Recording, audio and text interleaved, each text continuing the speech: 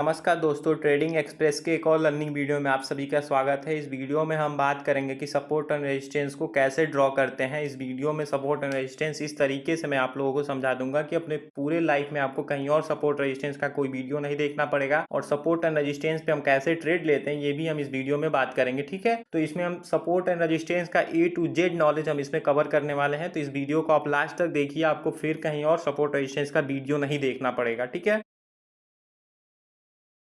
सबसे पहले आप ये समझ लीजिए सपोर्ट एंड रेजिस्टेंस होता क्या है। देखिए, मान लीजिए दो लाइन ड्रॉ हो गया, ठीक है। ठीक, तो इस ऊपर वाले लाइन को हम कहते हैं रेजिस्टेंस, ठीक। इस लाइन को हम कहेंगे रेजिस्टेंस और इस नीचे वाले लाइन को हम कहेंगे सपोर्ट, ठीक। देखिए, रेजिस्टेंस के पास हरदम सेलर बैठे होते हैं और सपोर्ट के पास बायर होते हैं, ठीक है। जब भी मार्केट रेजिस्टेंस से सपोर्ट के पास आएगा तो यहाँ पे बायर बाइंग करेंगे और मार्केट को ऊपर लेके चले जाएंगे, ठीक है। जब भी मार्केट ऊपर जाएगा, रेजिस्टेंस के पास पहुंचेगा तो यहाँ पे क्या करेगा, सेलर सेल करेगा और मार्केट को नीचे लेके आ जाएगा, ठीक है। और फिर मार्केट क्या है, नीचे आएगा तो यहाँ पे बायर बैठा होगा, फिर यहाँ पे बाइंग करेगा और मार्केट ऊपर चला जाएगा, ठीक है। इतना समझ में आया कि सपोर्ट के पास बायर होते हैं और रेजिस्टेंस के पास सेलर होते हैं, ठीक है। जब भी मार्केट रेजिस्टेंस के पास जाएगा तो मार्केट वहां से नीचे आ जाता है और जब भी मार्केट सपोर्ट के पास आता है तो मार्केट वहां से ऊपर जाता है। ये बायर और सेलर प्रयास करते हैं हरदम ये करने की, ठीक है। तो आपको समझ में आया होगा कि रेजिस्टेंस लाइन किसको कहते हैं, सपोर्ट लाइन किसको कहते हैं, ठीक है। और आप एक और चीज समझ लीजिए, रेजिस्टेंस और सपोर्ट का कोई लाइन नहीं होता है बल्कि एक जोन होता है, ठीक है। जोन ऐसे, ठीक। जैसे मान लीजिए 100 रुपए का हाई लगाया और ये 90 रुपए का लो है, ठीक है, रेंज का, ठीक है। ये जरूरी नहीं कि नीचे से जब मार्केट जाए रेजिस्टेंस के पास तो हर बार 100 रुपए से ही रिजेक्शन मिले। कभी कभी 99 रुपए से मार्केट नीचे चला आएगा, कभी कभी 101 तक जाएगा, फिर उसके बाद से नीचे आएगा, ठीक है। तो सपोर्ट एंड रेजिस्टेंस का लाइन नहीं होता है, सपोर्ट एंड रेजिस्टेंस एक जोन होता है, ठीक है। जोन की तरह काम करता है। जैसे मान लीजिए मार्केट नीचे आता है तो ये फिक्स नहीं है हर बार 90 रुपए से मार्केट रिजेक्ट करके ऊपर चला जाए। कभी कभी 89 आएगा, ठीक। कभी कभी 91 से ही रिजेक्ट करके ऊपर चला जाएगा, ठीक है। तो समझ में आया, सपोर्ट एंड रेजिस्टेंस का एक जोन होता है। ऐसा नहीं कि आप एकदम एक फिक्स प्राइस को पकड़िए। जैसे बैंक निफ्टी को ट्रेड कर रहे हैं तो 50,000 का लेवल पकड़े तो आपको 50,000 से ही रिजेक्शन चाहिए, नहीं, वो 50,010, 50,020, 50,030 तक भी जा सकता है, ठीक है। तो सपोर्ट रेजिस्टेंस का जोन होता है, कभी भी आप एक लाइन में उसको ड्रॉ करने का कोशिश मत करिएगा, ठीक है। अब जैसे समझ लीजिए मार्केट नीचे से ऊपर जा रहा है, ठीक, और ये 100 रुपए का लेवल है, ठीक। मार्केट जब यहाँ से जाता है तो यहाँ से मार्केट रिजेक्ट करके नीचे आ जाता है और जो नीचे आता है ये आता है 90 रुपए के आसपास तक, ठीक है। फिर 90 रुपए पे आता है तो अब ये सपोर्ट लाइन हो गया 90 रुपए वाला, ठीक। अब यहाँ पे जो है बायर बैठा हुआ है, अब यहाँ से मार्केट को ऊपर लेके चला जाता है। फिर जैसे ही मार्केट इस रेजिस्टेंस के पास जाता है वहां पे सेलर बैठे होते हैं और सेलर फिर क्या करते हैं, मार्केट को नीचे लेके आते हैं और फिर यहाँ पे बायर क्या होता है, बायर एक्टिव होता है और इसको रेजिस्टेंस के पास तक ले जाता है। तो आप एक चीज समझ लीजिए, रेंज का जो लो होगा उसको हम सपोर्ट कहेंगे और रेंज का जो हाई है उसको हम रेजिस्टेंस कहेंगे। इस तरह से आप समझ लीजिए कि रेंज के लो के पास बायर बैठे होते हैं और रेंज के हाई के पास सेलर बैठे होते हैं, ठीक है। ऐसे आप समझिए, ठीक है। तो आपको समझ में आ गया सपोर्ट और रेजिस्टेंस को कैसे ड्रॉ करते हैं। एक ही प्राइस से मार्केट को बार बार रिजेक्शन मिले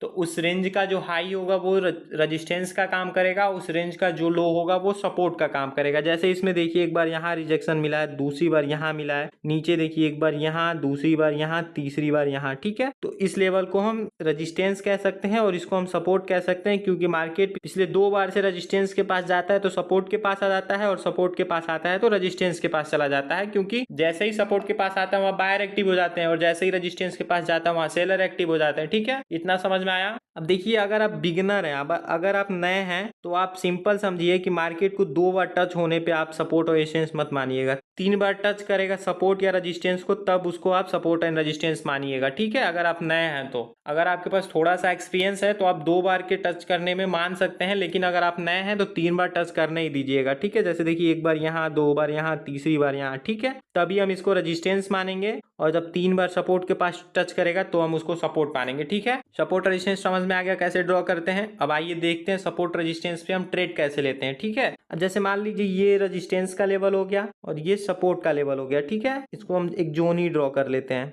ये मान लीजिए सपोर्ट जोन हो गया और ये जो हो गया रेजिस्टेंस का जोन हो गया, ठीक है।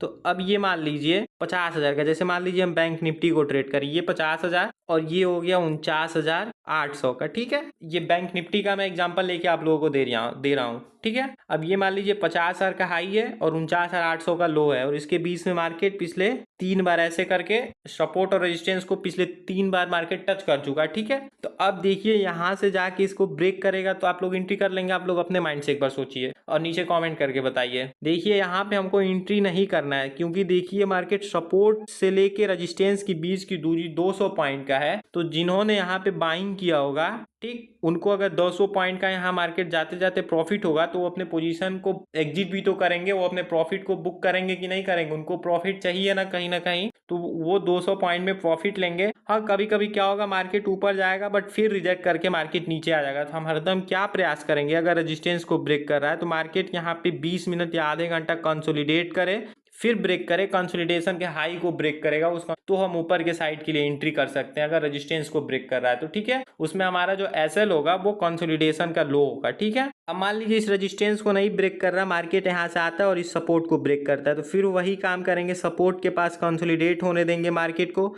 फिर उस कंसोलिडेशन के लो को ब्रेक करेगा तो डाउन साइड के लिए एंट्री करेंगे, और उस कंसोलिडेशन का हाई जो होगा वो एसएल होगा। देखिए एक चीज समझ लीजिए, अगर मार्केट यहाँ 50,000 से 49,800 आ रहा है तो 200 पॉइंट वो मोमेंटम करके आ रहा है। अगर घोड़ा ऑलरेडी ही दौड़ चुका है तो और वो कितना दौड़ेगा, कहीं ना कहीं वो थकेगा। आपको कहा जाए एक ही फ्लो में 10 किलोमीटर जाना है, आप जा पाएंगे? कभी नहीं जा पाएंगे, आपको बीच में रेस्ट करना ही पड़ेगा। ठीक वैसे ही समझिए मार्केट को, अगर मार्केट यहाँ से आ रहा है यहाँ तक तो 200 पॉइंट का मोमेंटम कर चुका है। ठीक है, अब मार्केट को कुछ टाइम रुकना होगा, तो यहाँ पे मार्केट देखिए साइडवेज होता है, उसके बाद से डाउन साइड में ब्रेक करेगा तो हमको अच्छा मोमेंटम मिलेगा। उस कंडीशन में क्या होता है, हमको एसएल भी प्रॉपर मिल जाता है। ठीक है, तो इस कंसोलिडेशन का हाई जो होगा हमारा एसएल का काम करेगा। ठीक है, और जैसे ही कंसोलिडेशन के लो को ब्रेक करेगा वैसे ही हम डाउन साइड के लिए पोजीशन बना लेंगे अगर सपोर्ट को ब्रेक कर रहा है तो। ठीक है, इतना समझ में आया, कब सपोर्ट को ब्रेक करेगा तो एंट्री करना है, कब रेजिस्टेंस को ब्रेक करेगा तो एंट्री करना है। अब आइए आगे देखते हैं। अब देखिए कभी कभी क्या करता है, इसी फ्लो में ब्रेक कर देगा, ठीक, और ऊपर जाएगा मार्केट और फिर रीटेस्ट करने रेजिस्टेंस को आएगा मार्केट, और यहाँ कोई बुलिश कैंडल बना दे या फिर समझ लीजिए यहाँ कोई रेंज बना के ब्रेक करेगा तो हम यहाँ पे एंट्री कर सकते हैं। ठीक है, यहाँ एंट्री कर सकते हैं। ठीक है, ठीक इसी प्रकार से मान लीजिए मार्केट यहाँ से नीचे आए और इसी फ्लो में ब्रेक कर दे, और फिर मार्केट सपोर्ट को रीटेस्ट करने जाए और यहाँ पे कोई बेरिश कैंडल बना दे,